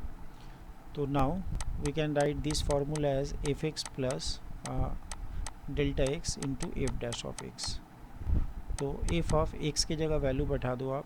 एक्स को आपने क्या लिया है 0.090, डेल्टा एक्स को क्या लिया -0.008, ओके ना। एफ एक्स का वैल्यू है, तो जब आप इसके अंदर में 0.09 बैठाएंगे तो आंसर आ जाएगा 0.3 plus delta x -0.008 into f dash x, तो 1/2 रूट ओवर ऑफ एक्स मतलब 0.09। तो ये आपको देगा कैंसिलेशन करके 0.3 दे देगा। तो ये आप डायरेक्टली लिख लो यहाँ पर 2 इंटू 0.3, 2 टाइम्स ऑफ 0.3, ठीक है ना। अब ये कैलकुलेशन वाला पार्ट आप खुद ही कर सकते हैं। मैं डायरेक्ट इसका आंसर लिख देता हूँ 0.2867। Calculation is your personal matter, calculation आप खुद ही कर सकते हो, ठीक है ना। नेक्स्ट क्वेश्चन की तरफ मूव करते हैं। एक वैल्यू दिया हुआ y का और x चेंजेस फ्रॉम 2 टू 1.99। तो x का जो वैल्यू है वो 2 से 99 पे जा रहा है। तो नाउ x का वैल्यू 2 है और हम लोग कैलकुलेट कर लेते हैं डेल्टा x। तो डेल्टा x कितना हो जाएगा, 2 माइनस 1.99, ठीक है ना। ये करने से आपको मिल जाएगा। अच्छा, यहाँ पर डेल्टा x जो है final value minus initial value, याद रखना फाइनल वैल्यू ये था और इनिशियल वैल्यू 2, तो ये हो जाएगा माइनस 0.01। ये हो गया आपका डेल्टा x। तो now we are going to calculate F of x plus delta x। तो जिसका वैल्यू आता है F of x plus delta x and then F dash x, ठीक है ना। तो y में क्या अप्रॉक्सीमेटली चेंज होगा वो हम लोग को कैलकुलेट करना है। x का वैल्यू 2 है और डेल्टा x का वैल्यू 0.01 है। तो नाउ ये आ जाएगा आपके पास एफ एक्स के जगह 2 बैठाना है, तो 2 के power 4 minus 10 plus delta X 0.01 with negative sign, और इसका डेरिवेटिव करके x के जगह 2 बैठाना है, मतलब 4 इंटू एक्स क्यूब, मतलब 2 का क्यूब, ये आ जाएगा। अब बेटा सिंप्लीफिकेशन जो है it is your personal matter, you can easily solve it. तो इसका आंसर कुछ आने वाला है 5.68। चलो इसको सॉल्व करते हैं। tan 46 डिग्री चाहिए, तो यहाँ पर एक फंक्शन डिफाइन कर लेते हैं, let F X is equal to tan of x। यहाँ पर मैं x को रखना चाहूँगा 45 डिग्री, क्योंकि उसका वैल्यू अपने को पता है, और डेल्टा x का वैल्यू जो है ये 1 डिग्री के बराबर है, जिसका हम लोग को वैल्यू पता है। तो नाउ एफ ऑफ कैलकुलेट करने वाले हम लोग x प्लस डेल्टा x। तो इसका फार्मूला क्या है, F of x plus delta x, then you have F dash of x। तो नाउ एफ ऑफ x का वैल्यू क्या है, tan ऑफ 45 डिग्री लिख देना हम लोग को। डेल्टा x का वैल्यू पता है 0.01745, और डेल्टा एफ डैश एक्स मतलब tan x का डेरिवेटिव होता है सेक स्क्वायर x का वैल्यू आपको लिखना है 45 डिग्री। तो अब यहाँ पर आप डायरेक्टली वैल्यू लिख दो 1, और tan सेक 45 डिग्री कितना हो जाएगा, cos 45 डिग्री 1/√2 उसका स्क्वायर, मतलब 2 into 0.01745। Calculation is your personal matter, आप इजीली कर सकते हो कैलकुलेशन। 1.0349 ये हो जाएगा बेटा आपका आंसर। नेक्स्ट सम की तरफ मूव करते हैं। बोल रहा है कि find the approximate change in the volume of a cube of side x metres caused by increasing the side by 2%। तो 2% का जो है साइड में इंक्रीमेंट हुआ है, ओरिजिनल साइड x था आपका। तो डेल्टा x को कैलकुलेट कर लेते हैं, ये होता है 2% ऑफ x हो जाएगा। तो मतलब x इंटू 20/100, तो एक जीरो काट देते हैं, ठीक है ना। तो ये कितना हो जाएगा आपके पास, ओ 20 नहीं था, 2 ही है, ये 2 है, मैंने गलती से 20 लिख दिया है। तो ना बेटा ये हो गया आपका 2/100। तो आप इसको डायरेक्टली लिख सकते हो 0.02x, ठीक है ना। हम लोग को क्या निकालना है, अप्रॉक्सीमेटली चेंज इन वॉल्यूम। अगर साइड में चेंज हुआ है तो वॉल्यूम में क्या चेंज होगा। तो हम लोग इसका साइड जो है वो x ले लिया है, ठीक है ना, side is equal to x। तो वॉल्यूम का फॉर्मूला क्या है, वॉल्यूम इज इक्वल टू आपके पास क्या है, approximate change in the volume v of the cube. तो इसका x क्यूब होता है, तो now we know the formula for delta v is equal to ddx of x cube into delta x। तो नाउ इसका वैल्यू हो गया 3x² इंटू डेल्टा x, ठीक है ना। इतना तो चेंजेज आएगा। तो नाउ 3x² और डेल्टा x आपने कैलकुलेट कर लिया 0.02x। तो वॉल्यूम में क्या चेंजेस आएगा आपके पास, 0.06x3, इतना तो चेंज हो जाएगा। तो यही आंसर है बेटा। नेक्स्ट क्वेश्चन की तरफ मूव करते हैं। इसका वैल्यू निकालना है, ये बहुत ही इजी क्वेश्चंस है। और यहाँ पर आप x जो है वो आपको 2 ले लेना है, और डेल्टा x का वैल्यू आप 0.1 ले लो, 0.01 ले लो, और मैंने जो फार्मूला लिखा था बस इसमें आपको बैठा देना F of x plus delta x। तो ये हो जाएगा F x plus delta x times of F dash x। आप इसको सॉल्व कर लो, इजीली आ जाएगा आंसर। मैं फाइनल आंसर लिख दे रहा हूँ, बाकी आप इजीली कर सकते हो। 2 1 is the final answer. Next question की तरफ मूव करते हैं। मैक्सिमा मिनिमा का क्वेश्चन है, आप देख सकते हैं। तो an open topped box, okay ना, तो एक ओपन टॉप्ड बॉक्स है, is to be constructed by removing equal squares from each corner. Each corner से आपको जो है इक्वल स्क्वायर्स जो है रिमूव कर देना है, और आपका डायमेंशन गिवन है, ठीक है ना, आपका डायमेंशन भी गिवन है। तो एक काम करते हैं, पहले हम लोग रेक्टेंगल एक ड्रॉ कर लेते हैं और उसके बाद कॉर्नर से स्क्वायर को रिमूव करते हैं। तो ये अपना रेक्टेंगल बन गया, ठीक है ना। ये रेक्टेंगल का डायमेंशन कैसा है, ये 8 है और ये आपका 3 है। तो आपको यहाँ से रिमूव करना कौन सा है, स्क्वायर रिमूव करना है। तो ये मान लेते हैं आप ऐसा स्क्वायर को कॉर्नर से रिमूव कर रहे हो, ठीक है ना। तो यहाँ पर देखो एक स्क्वायर बनेगा चारों कॉर्नर में, इसको रिमूव करवाना है आपको। ये थोड़ा सा बड़ा हो गया दाग, इसको हटाते हैं। तो ये दाग को इंट्रोड्यूस करते हैं हम लोग, ये वाला, ठीक है ना। तो ये वाला दाग x है, ये भी x है। यहाँ पर हर स्क्वायर का साइड x करके है, हर स्क्वायर का साइड x है। तो जब आप स्क्वायर को कट कर दिए तो यहाँ पर जो हाइट बच रहा है, यहाँ पर जो ये वाला पार्ट से लेके ये वाला पार्ट तक जो लेंथ बच रहा है वो हो रहा है 8 - 2x। Hope all of you understand this. और ठीक इसी तरीक़ा से अगर आप इसको एक्सटेंड कर देते तो ये वाला पार्ट का जो लेंथ है इतना तो ये कितना हो जाएगा 3 - 2x। बस इतना तो पार्ट आपके पास है। तो नाउ जब आप ऐसा क्यूब बनाओगे, इसी को मोड़ के एल्युमिनियम फॉयल क्यूब बनाओगे तो वो कुछ ऐसा आ जाएगा।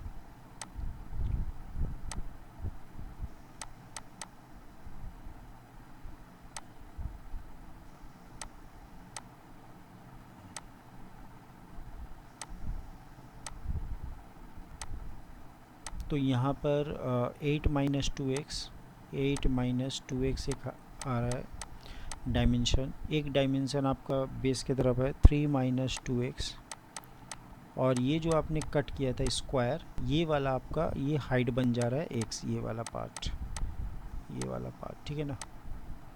तो आपको क्यूब जो है, क्यूब का तीनों डायमेंशन पता चल गया, ठीक है ना। तो ये क्यूब का लेंथ है, ब्रेथ ये वाला है, और ये हाइट है, और ये आपका x जो है हाइट है। तो अब यहाँ से करना कि आपको वॉल्यूम निकाल लेना है, ठीक है ना।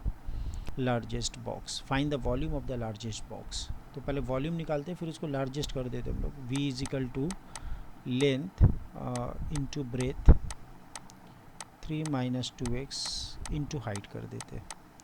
तो इसको आप थोड़ा सा मॉडिफाइड करके लिख सकते हैं 2x - 8, माइनस कॉमन ले लिए, यहाँ से भी कॉमन ले लिए, और x। तो अब यहाँ से आप मल्टीप्लाई कर दो, ये दोनों x² मतलब 4x² माइनस 8 और 3 को ऐड करके 11 × 2 22x प्लस 24, और बाहर में एक x है। तो ये आ जाएगा कुछ 4x³ माइनस 22 का x² plus 24 times of x, ठीक है ना। अब यहाँ से ये तो वॉल्यूम आपको मिल गया। तो यहाँ से मैक्सिमम वॉल्यूम चाहिए, तो पहले फर्स्ट ऑर्डर डेरिवेटिव करते हैं 12x² माइनस 44x प्लस 24। उसके बाद v" निकालते हैं, तो ये हो जाएगा आपका 24x माइनस 44। और पहले वाला पार्ट को ज़ीरो करके क्रिटिकल पॉइंट से पता कर लेते x क्या है। तो सबसे पहले इसको मैं 4 से डिवाइड कर दूंगा, तो 4 3x², 4 × 11x 6 = 0। ये 3 × 6 18 है, 18 से आपको 11 लाना है। तो अब क्या करेंगे 3x² minus 9x minus 2x plus 6 = 0। तो यहाँ से 3x x माइनस 3, 2 कॉमन ले लीजिए x minus 3 which is equal to 0। तो now x minus 3 and then 3x minus 2 ये हो जाएगा इक्वल टू 0। तो x का दो वैल्यू आएगा, एक 3 आ जाएगा और एक 2/3। तो ना कौन सा वैल्यू एक्सेप्टेड है पहले ये देख लेते हैं। यहाँ पर जैसे ही आप x का वैल्यू 3 डालोगे, x का वैल्यू अगर हम लोग 3 डाल देते हैं, ठीक है ना, तो ये हो जाएगा 3 × 2 6, 3 - 6 नेगेटिव। तो we can't take this value, तो accepted value is this one. अब ये वैल्यू इसमें डाल के देख लेते हैं क्या होता है। 2/3, तो ये आता है आपका 24 इंटू 2/3, तो ये हो जाएगा 8 और ये हो जाएगा 44। तो आप देख सकते हैं कि नेगेटिव है, इसका मतलब ये इम्प्लाई करेगा मैक्सिमम। तो वॉल्यूम जो है मैक्सिमम होगा एट x इक्वल टू 2/3 में, 2/3 में मैक्सिमम होगा, ठीक है ना। तो यहाँ पर पूछा कि आपको find the volume of the largest such box, तो x इज इक्वल टू 2/3 बैठा के आप यहाँ से वॉल्यूम कैलकुलेट कर लो। तो volume is equal to 8 minus 2 into 2/3, then you have 3 minus 2 into 2/3 and then into x का वैल्यू 2/3, ठीक है ना। तो जब आप इसको कैलकुलेट करोगे ये इजीली कर सकते हो, इसमें कोई टेंशन नहीं है। तो ये मैं डायरेक्टली आंसर लिख दे रहा हूँ, आप इसको सिंप्लीफाई करके देखना, यही आएगा, ठीक है ना। यूनिट जो है वही बैठा देना, मीटर होने से मीटर क्यूब, सेंटीमीटर होने से सेंटीमीटर क्यूब बैठा देना। Hope all of you understand this concept. चलो नेक्स्ट क्वेश्चन की तरफ मूव करते हैं। Find the shortest distance of the point 0, from the parabola. ये पैराबोला से इस पॉइंट का आपको शॉर्टेस्ट डिस्टेंस बताना है। तो हम लोग करते क्या है कि सबसे पहले पैराबोला ड्रॉ कर लेते हैं, ठीक है ना। तो ये अपने पास एक पैराबोला आ जाएगा,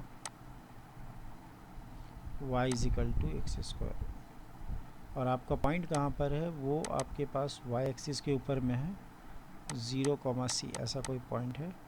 तो यहाँ पर एक पॉइंट हम ले लेते हैं, आर्बिटरी पॉइंट, इसके ऊपर कोई भी एक पॉइंट ले लेते हैं। तो इस पॉइंट से इसका डिस्टेंस को कैलकुलेट करना है, ठीक है ना, इसका डिस्टेंस को कैलकुलेट करना है, और ये डिस्टेंस जो है मिनिमम होना चाहिए। Find the shortest distance. तो यहाँ पर एक पॉइंट ले लेते हैं, मान लो मैंने ले लिया अल्फ़ा, बीटा। तो अब इसका डिस्टेंस को कैलकुलेट करते हैं, d is equal to alpha minus 0 का होल स्क्वायर, तो अल्फ़ा स्क्वायर बीटा माइनस सी का होल स्क्वायर, लाइक दिस, और इसका स्क्वायर रूट। अब अल्फ़ा बीटा इस पॉइंट के ऊपर में है, तो beta is equal to alpha square, मतलब अल्फ़ा स्क्वायर की जगह मैं डायरेक्टली बीटा लिख सकता हूँ, बीटा माइनस सी का whole square, root over of this one. तो नाउ ये डी जो है बीटा का एक फंक्शन हो गया। तो अब मैं इसका डेरिवेटिव कर देता हूँ विथ रिस्पेक्ट टू बीटा, तो 1/2 times of root over of beta plus beta minus सी का होल स्क्वायर, और ऊपर में लिख देते हैं इसका डेरिवेटिव, तो 1 + 2 टाइम्स ऑफ बीटा माइनस सी, ठीक है ना, ऐसा कुछ आ जाएगा। और फर्स्ट ऑर्डर डेरिवेटिव को 0 कर देते हैं, D times of beta which is equal to 0।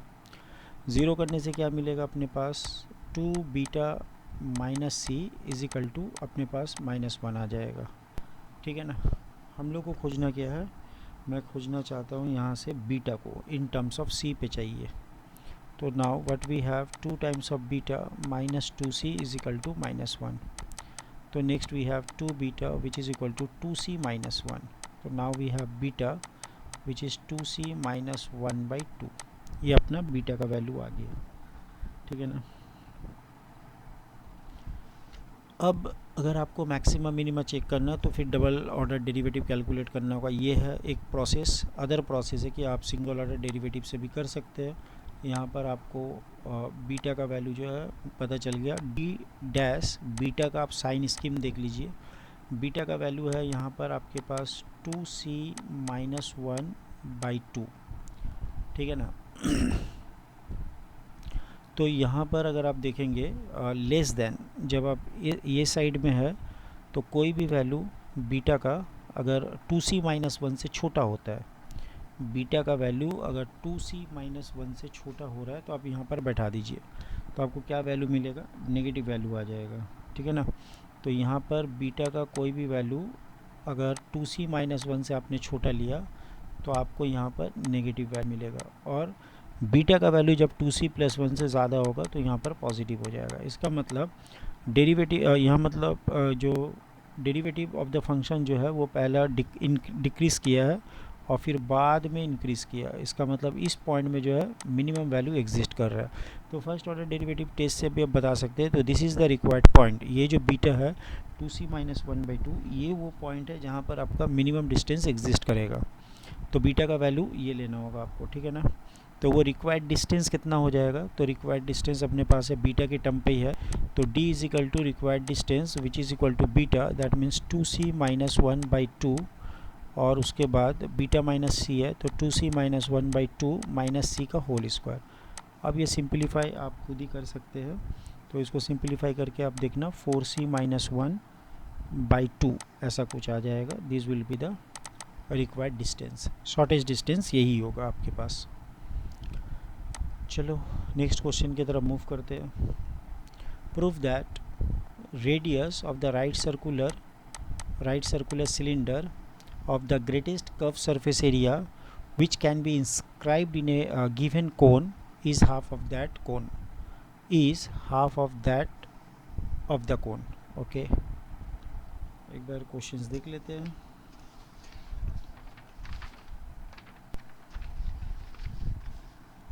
Prove that the radius of the right circular cylinder of the greatest curved surface area which can be inscribed in a given cone is half of that of the cone। okay, prove that the radius of the right circular, अच्छा right circular cylinder का जो radius आएगा वो कोन का radius का half होगा, ये अपने को प्रूफ करना है। अगर इसका सरफेस एरिया, सिलेंडर का सरफेस एरिया अगर मैक्सिमम हुआ तो, ठीक है ना, अगर सिलेंडर का सरफेस एरिया मैक्सिमम है तो आपको ये प्रूफ करना है। चलो इसको एक बार देखते हैं हम लोग। सबसे पहले कोन बना लेते हैं। इस कोन के अंदर में अपने पास एक सिलेंडर है और जिसका सरफेस एरिया मैक्सिमम है, तो लाइक दिस वन, तो ये अपने पास कोन आ गया, ठीक है ना।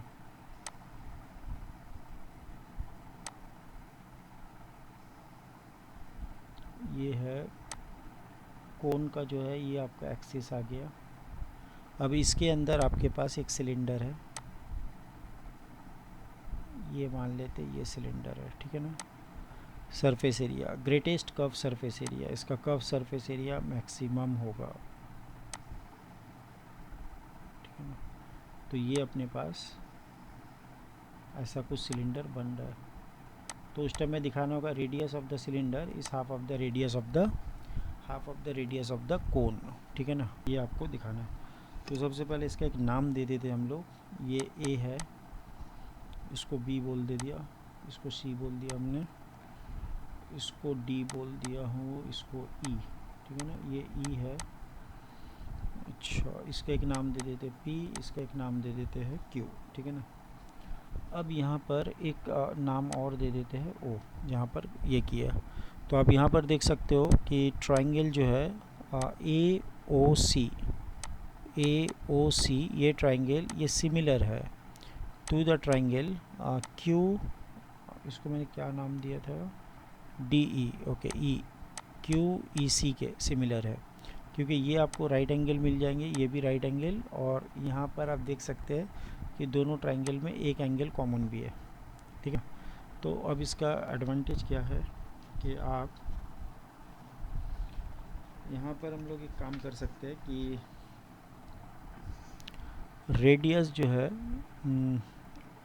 रेडियस ऑफ द सिलेंडर ओ सी जो है रेडियस है, इसको हम लोग आर ले लेते लेट, और ओ ई इसको एक्स ले लेते, सिलेंडर का रेडियस को एक्स मान लेते, ठीक है ना। अच्छा, और एक काम कर सकते हैं, ओ ए, ये वाला जो हाइट है ओ से ए तक सिलेंडर कोन का, इसको एच मान लेते हैं, ठीक है ना।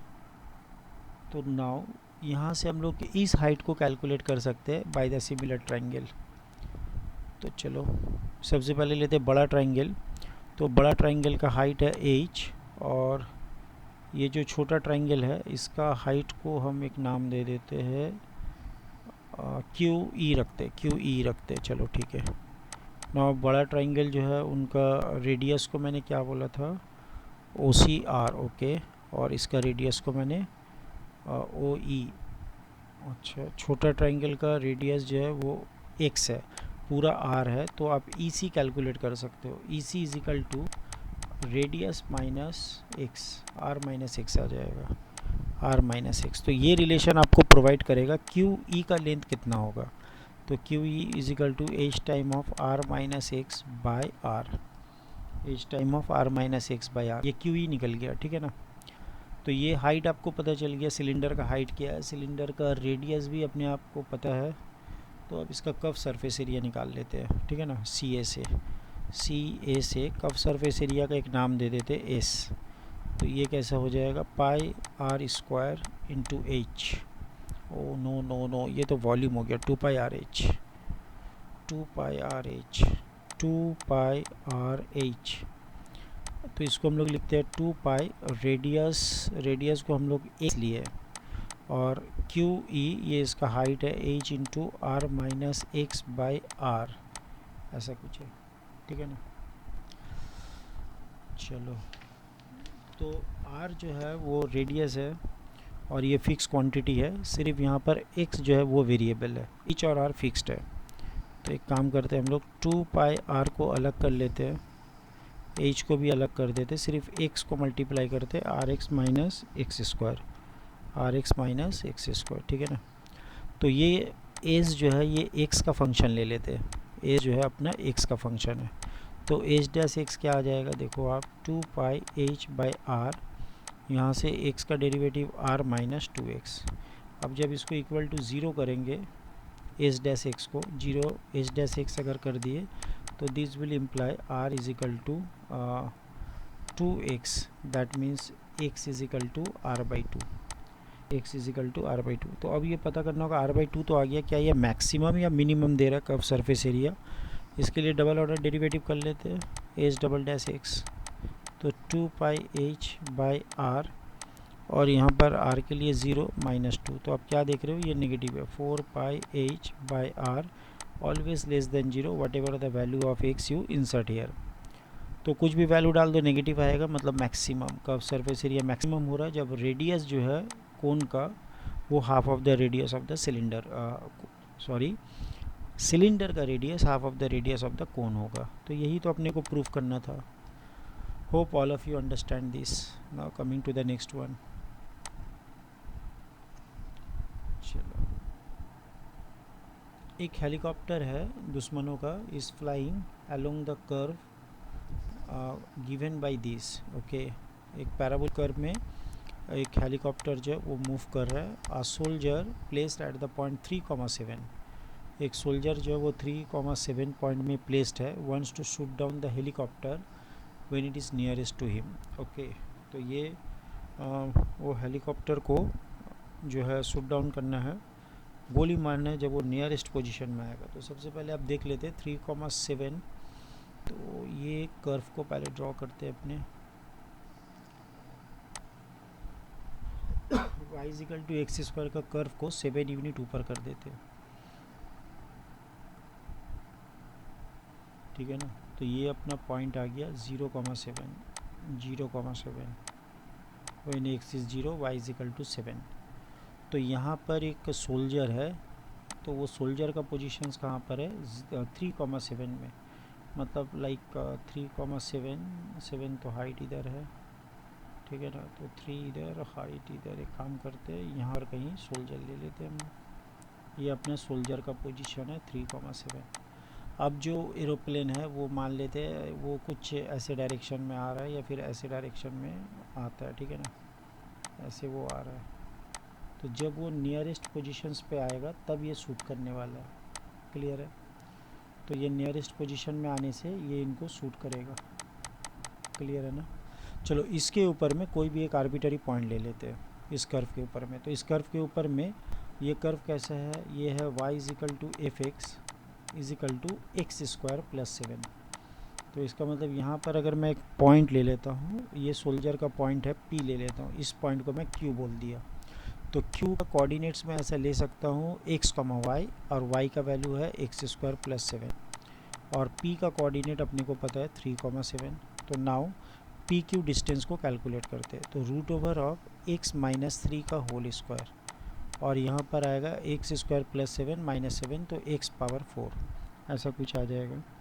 अब ये वाला फंक्शंस को अपने को मिनिमम बनाना है, स्क्वायर रूट वाला फंक्शन। तो स्क्वायर रूट के अंदर में जो है उसको हम मिनिमम बनाते थे, डी एक्स लिख दिया मैंने, एक्स माइनस 3 का होल स्क्वायर, ताकि स्क्वायर रूट से मैं बच पाऊँ। तो now D dash X calculate करते हैं, तो ये आ जाएगा आपके पास 2 times of x minus 3 then 4 times of X cube. तो ये कुछ ऐसा आ जाएगा 4x cube plus 2x minus 6। और एक बार लेते हैं इसको d डबल डैश x, तो ये ऐसा आ जाएगा 3 इंटू 4 12x स्क्वायर प्लस 2। ठीक है ना। तो ये वाला पार्ट को ज़ीरो करते हैं। तो इसको ज़ीरो करने से क्या आएगा देख लेते कौन कौन सा पॉइंट आता अपने को। तो now d dash x equal to 0, it will gives 4a cube plus 2x minus 3 is equal to 0। तो ये 2 से कॉमन है, तो 2 से पहले डिवाइड कर देते हैं। तो 2x क्यूब प्लस x, यहाँ पर 6 था तो ये 3 हो जाएगा 0। अब यहाँ पर x इज इक्वल टू 1 डाल के देखते हैं। तो 1 डालने से 2 प्लस 1 यस सेटिस्फाई हो रहा है। तो काम करते हैं x माइनस 1 और x माइनस 1 इक्वल टू 0। यहाँ पर आ जाएगा 2x square that will be 2x cube minus 2x square, then 2x से मल्टीप्लाई करते हैं तो 2x square minus 2x, then यहाँ पर आपके पास है 3 प्लस 3 ले ले तो प्लस 3x और then minus 3 is equal to 0। तो यहाँ से क्या मिलने वाला अपने को x minus 1 2x square plus 2x plus 3 equal to 0। इस डिस्क्रिमिनेंट देखिए 4 minus B square minus 4ac, तो ये लेसर देन 0 है, इसका मतलब यहाँ से इमेजिनरी आएगा। यहाँ से एक रियल रूट से आएगा 1। अब यहाँ पर जैसे ही आप डालेंगे d डबल डैश ऑफ 1 तो आपको पता चल जाएगा 12 प्लस 2 विच इज़ पॉजिटिव, तो this will implies minimum distance. तो ये मिनिमम इम्प्लाई कर रहा है एट x इक्वल टू 1 में। तो यहाँ पर क्या पूछा है शूट डाउन कौन सा पोजीशन में जब x इक्वल टू 1 होगा। इसका मतलब 1,8 पोजीशन में जब वो एरोप्लेन आएगा यहाँ पर, तब मिनिमम डिस्टेंस है यहाँ पर उसको शूट करना होगा। ठीक है ना, ये 1,8 पॉइंट है। तो उस टाइम में ये दोनों के बीच में डिस्टेंस कितना हो जाएगा उसको भी देख लेते हैं। P Q is equal to X का वैल्यू आप 1 डाल दीजिए, 1 माइनस 3 तो माइनस 2 का स्क्वायर 4 और 1, तो ये डिस्टेंस हो जाएगा उस टाइम में √5। तो पी क्यू का डिस्टेंस आप √5 ले लीजिए और ये पॉइंट उस टाइम में कितना होगा 1,8 पोजीशंस पे रहेगा। क्लियर है। चलो नेक्स्ट क्वेश्चन की तरफ देखते हैं। Find the area of the greatest rectangle that can be inscribed in an ellipse. एक इलिप्स के अंदर में एक रेक्टेंगल आपको ड्रॉ करना है जिसका find the area of the greatest rectangle, जो सबसे बड़ा रेक्टेंगल आप ड्रॉ कर सकते हैं उसका एरिया कितना है ये आपको बताना है। ठीक है ना। तो सबसे पहले एक इलिप्स ड्रॉ करते हैं।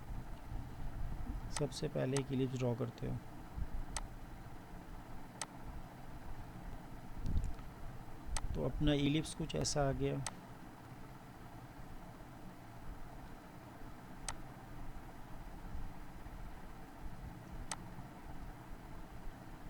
और इसके अंदर में एक रेक्टेंगल ड्रॉ कर देते हैं।